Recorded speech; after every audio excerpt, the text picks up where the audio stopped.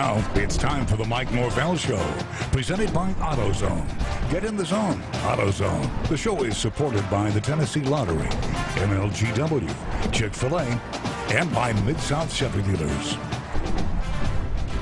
Welcome in, everybody. So nice to have you with us. It's here, football season, week number 1 coming up Thursday night at the Liberty Bowl. And, Coach, I don't know that I've ever seen more excitement for a college football season than the one that we have looking at us right now. You know, we're definitely excited as a football program, football team, you know, our entire community, the excitement that's been building since really January, you know, through recruiting, through summer workouts, and now that fall camp is just about done. We're all looking forward to Thursday night and excited to see Tiger Nation out there at the Liberty Bowl. I don't think you'd want it any other way, but you were picked to win the West Division. There are more expectations, even on your quarterback, than ever before. Does that add to some pressure? You know, not necessarily pressure. I mean, you know, expectations are something you always want to continue to build, and you know, obviously that shows the progression of where you're going as a program. You know, being picked preseason, you know, as the West champions. I mean, that's a great compliment, and it shows that people from outside of our program are seeing the progress of where they believe we can go, and now we've got to be able to go out there and get it done on the field. This is your second year as a head coach now. Anything different, a little change in approach at all? Well, you know, I mean, you know, obviously after year 1, you go back and you reevaluate. You look at areas where you had success and areas that you think you can improve on to be able to obtain in better ways than what we experienced last year. And so, you know, there's been subtle changes that we've looked at. You know, while we're continuing to push our guys at a high level, our guys, you know, their comfort and understanding of what we're doing is really built in their confidence. And, you know, I've loved our fall camp, and I think that, you know, our guys have bought into what we're trying to accomplish, and you're really excited about, you know, seeing it, you know, all out there Thursday night. For the most part, knock on wood, this has been a healthy camp. You did lose Sam Kraft. My heart goes out to that young man who's given so much to this university. I hope he gets another year if he wants it. But how do you make up for that? Is that an area that was deep enough to survive? You know, Sam was a young man that's one of my all-time favorites. And, you know, he worked so hard and was having such a great camp. But, you know, receiver is a position that we do have a little bit of depth at. And so, you know, it's given a new opportunity. Somebody's got to step up and make the most of that opportunity that's in front of them. And, you know, I think our guys have really competed and battling for that. We got a lot to talk about in this half-hour preview. That is for sure. Here's what is coming up on the Mike Norvell Show. Look at fall camp. You'll also get a little piece about bonding in there. The Senior Associate Athletic Director for the U of M, Steve Macy, is going to talk about all we will see at Tiger Lane and a whole bunch more. That comes a little bit later. And then the AutoZone road ahead. Louisiana Monroe Lurks Thursday. It's going to be late. Kickoff will be at 8:15. But we'll take a look at what unfolded during fall camp. That's next on the Mike Norvell Show.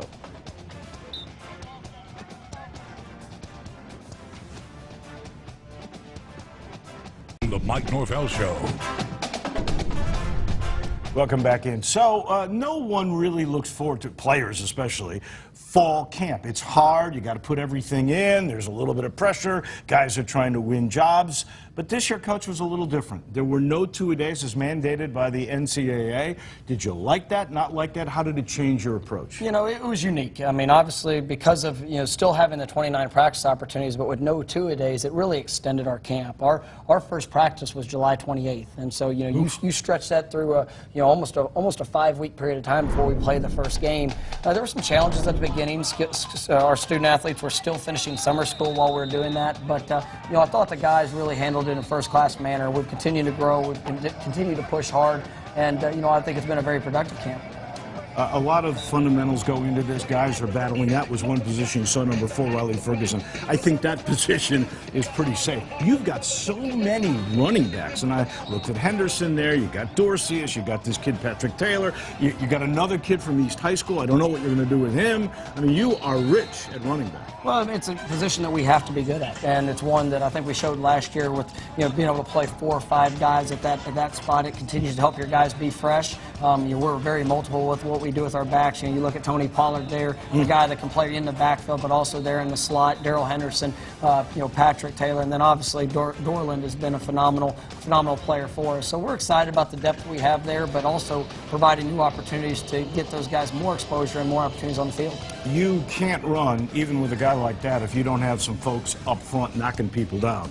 The O-line has just about everybody back. And in fact, a couple of guys inside that we know are really good. Talk about what those Hogs are like. You know, that's probably been one of the positions I've been most pleased with throughout fall camp, is because, you know, the depth has improved, and you know, we were able to go out and get a couple guys. You know, Roger Joseph has come in at right tackle and really established himself as a guy that can be a major contributor. You know, Harneet Gill was somebody last year that we didn't talk a whole lot about because he was going through his redshirt year, and you know, he ended up putting almost 30 pounds onto his frame, and he has really developed at a high level. Leo Lafele is you know, there inside, a guy that's going to also be able to help us with the 4 returning starters that we have. So we think that's a position that's continued to grow, and you know, that's where it's going to all start for us. Now, when you're not running the ball, you got to throw it, right? And you already mentioned how deep you are to overcome Sam Kraft.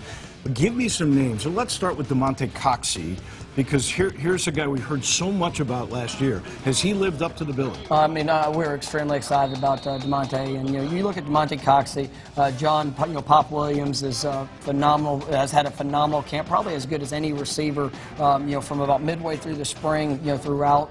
You know, like what they've done. Roderick Proctor's continued to grow and develop. Kadarian Jones, just some guys. You know, everybody knows about Phil and Anthony, but you're seeing those guys in that development. That the competition we have there has really helped push us. And guys like Machine Slade, Kadarian Jones, who actually came in at the end of last year, show us something. They did, and that's something that, you know, you take that early experience and you got to build off of it. And you know, we've done a nice job of that throughout spring practice and, you know, building through fall camp. And 2 tight ends, right, in Magnifico and Dykes. Yeah, I think those are 2 guys that can definitely help us. You know, I've really been pleased also with Ross Burcham. I think he's done some things that have showed well. And then, you know, we've also experimented a little bit.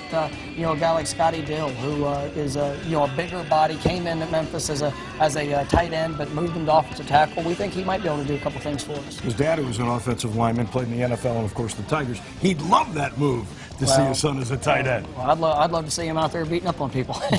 Give me a name of a guy that you know, maybe I know a little bit about, but I'm going to know a lot about before the year is out.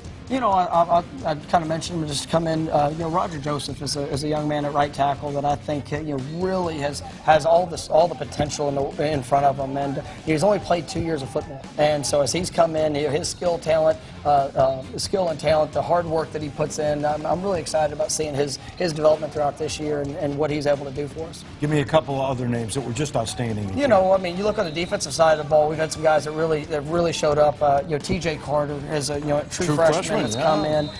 You know, probably as excited about him as any true freshman defensive back that I've been around. You know, I think he's put himself in a position to have a great first year. You know, you sit there and you look up front. You know, we've got some guys that have really come on. John Tate, you know, there along that defensive line is somebody that's going to really be able to help us with, you know, Gentry, you know, there at the nose tackle. And then O'Brien Goodson, another true freshman. We think those guys are going to really help us on our depth on the defensive line, more increased size and physicality, which I'm excited about. Not to give away trade secrets, but at the end of that last scrimmage, you addressed your team, and since we're talking defense, you said something I never heard you say, that you thought this was the deepest, that you could go 22 deep. In other words, 2 guys at each position and feel good about playing all of them. But that's what I believe. Coming into the season, obviously guys have to go out there and do it under the lights. But I love the depth that we have, the competition that we have. If we can go out there and be able to have 22 guys that can play, that can help us win games defensively, it really helps alleviate, you know, the snap counts and how many plays a guy's just having to play. You look at Jonathan Wilson in his first year, had never played defensive line, ended up playing over 75% of the snaps as a 3 technique. I mean, it wears on your body. And he looked pretty good too, didn't he? He did. But you know, to be able to cut that number down because of the depth we have would really be able to help our football team. And you got me excited. I can tell you this. You talk about the D. I know the O is the deepest I've seen since 1981 when I first got here. If we add that with the defense, we're in for some fun times, ladies and gentlemen, that is for sure. We've got to take a break. When we come back, our friend Steve Macy, Senior Associate Athletic Director at the U of M, steps forward. He's going to let us know what to expect this Thursday.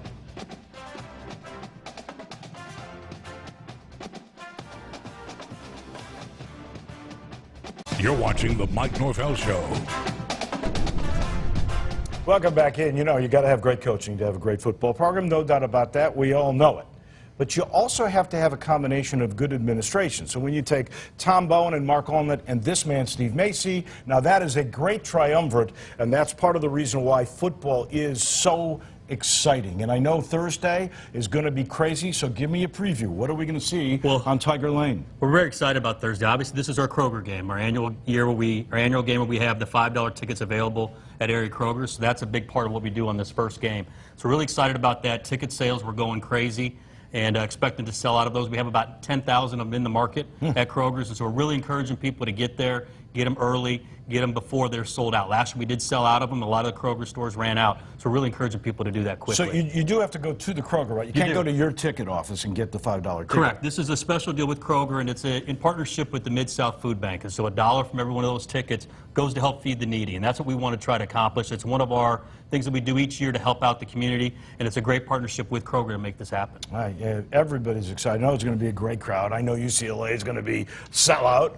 I know Navy will probably be a sellout. I'm really feeling good about all this. But tell me where season tickets are, because I think we know there's more excitement this year than we've seen since at least the D'Angelo era. Well, and that's what we're looking at. I mean, we're right in line with that kind of numbers, and it's really an exciting time to be a Tiger fan. I mean, if you've looked at where it's gone the last 5 years and how much the season ticket base has grown, we're really expecting this to be in line with those D'Angelo years, and that's a great testament to our crowd. It's a great testament to Coach Norvell and the excitement he's built around the town. I mean, you look at every time he talks to somebody, they get excited and want to buy tickets. Well, that makes the marketing guy's job a heck of a lot easier, and so it really is appreciated what he's done. The way he's built this program and the way he's continued to say we're going to continue to climb and get better, I think people have bought in. They know how good of a chance we have to have a really special season this year. I'll tell you another good friend to a marketing director. That's Tiger Lane. We have now developed a culture, a tradition out there that is really, for lack of a better term, cool as can be. So what sort of plans have we got this year for Tiger Lane? Well, I think this is one of those things. This is where if you build it, they will come. And Tom Bowen, when he got here, saw what this could be. And they built Tiger Lane and Tiger Walk without a whole lot of people involved, saying that when we know that this team will win, the people will be there, and that's what's happened. And so he's done a great job. He's had the vision to see where it is now. And then when you go out to Tiger Lane, you see it's packed. And when you go to Tiger Walk, you see it's packed. And that's the vision that was 5 years ago, and now we're seeing the fruition of it.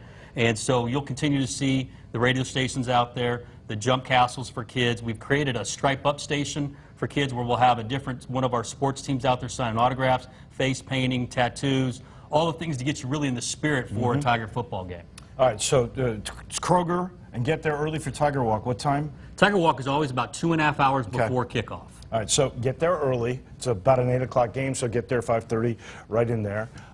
What other promotions? Kroger this week. What after that? We've got a lot of them. So we'll have a military appreciation game. We're going to partner with some of our hospitals here in town to have a cancer awareness game.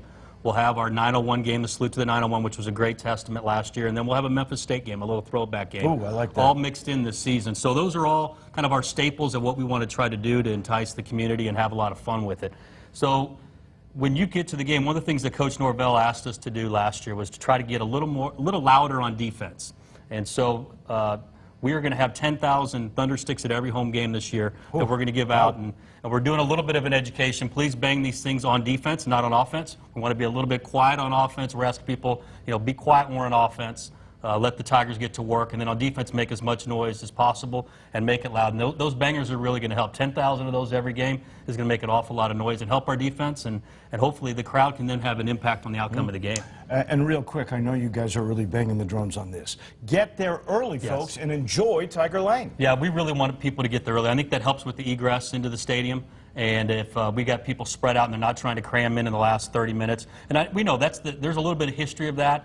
5 or 6 years ago, you could get there at the last minute and find a close parking spot and get all the way into the stadium. Well, that's just not sold out. That's not happening. That's not the case this year. And so, yeah, you're right. And that's a big point. Our season parking is sold out. It's the first time that's ever happened in the history of the program. So I think that tells you how the excitement is built over the last few years, that we no longer have season parking available. There's only the purple lot, and that's game day parking. That'll be $20. We still have plenty of spots there, but you have to get there early to get into those spots. I mean, it's just the excitement level in this town is through the roof. Oh, it is. Steve Macy, thank you much. Thank you, sir. I'll see you on Thursday. I'll be there early at Tiger Lane. We got to take a break. Camp is more than just fundamentals. It's about bonding, and we've got a little inside access coming your way in just a minute.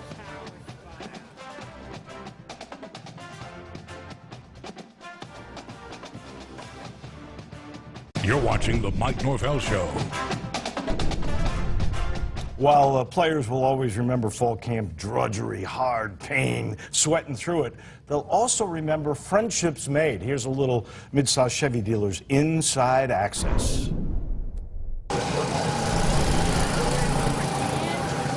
It was important for us, you know, just going out there and being able to get away from everybody and be out there as a team. That's one thing I can say about Memphis. We're all really close.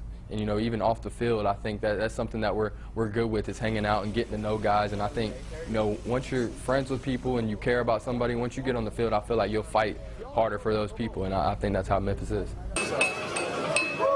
Team bonding, yeah, you learn about people, about the players you play with alongside of you. And some stuff you learn about you never even knew. And obviously it brings you tighter and you play for each other and stuff like that. It just gets everybody closer, and, you know, as Riley said, once you're closer to someone and you actually get to know their background, it makes you want to play for them and fight for them even more. I feel like that was a real important part of our preseason, you know. I learned a lot about guys that I didn't know, you know, so I feel like it's an important part of our preseason. I think it definitely helped us in the long run, and it's continuing to help us because we're continuing to learn more and more about each other and just becoming closer with each other. I know, Coach, you have been a big proponent of these things. You've taken folks to Jackson every year. It's really worked out the friendships and how they've done now. The stroke on that mini golf, I'm not sure about you, but other than that, I really love the way the brotherhood starts there. Well, I mean, this experience, being a college, college athlete, is one of the most incredible experiences these young men will ever have. And you see that with the former Tigers when they come back, and just the relationships that have been formed here at the University of Memphis. And, you know, being able to have those experiences with our players, it's one of the things I enjoy the most of being able to coach this team and seeing those guys grow and have fun together. And because, I mean, we know we're going to get the work done on the field. I know it, and I love the whole thing. We take a break. When we come back, the most anticipated Thursday in forever. The Tigers and Louisiana Monroe. That's the AutoZone road ahead.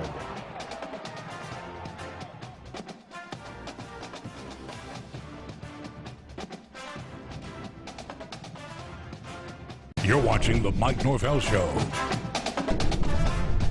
Welcome back into the AutoZone road ahead. It's Thursday night. You know that by now. Louisiana Monroe, a team that won 4 games last year, gave up a whole bunch of points, ladies and gentlemen. 39 points a game, takes on our high-scoring Tigers. It's Tuesday for you today, right? It is. It is. We are well into our week, our game week prep, and we're excited. We're excited about the opportunity. We're playing a very, very experienced football team. You know, majority of the players that were on that Monroe team last year are back. They've added a couple of transfers that are they're going to impact their team. So we know we got a great challenge, just like every week in college football. We got to go out there, put our best foot forward, and I'm excited about our guys' prep, and looking forward to seeing them go out and play. Well, I've seen a bunch of scrimmages, and I know this team is ready. I can't wait for it. Words of advice: get to Tiger Lane and get there early.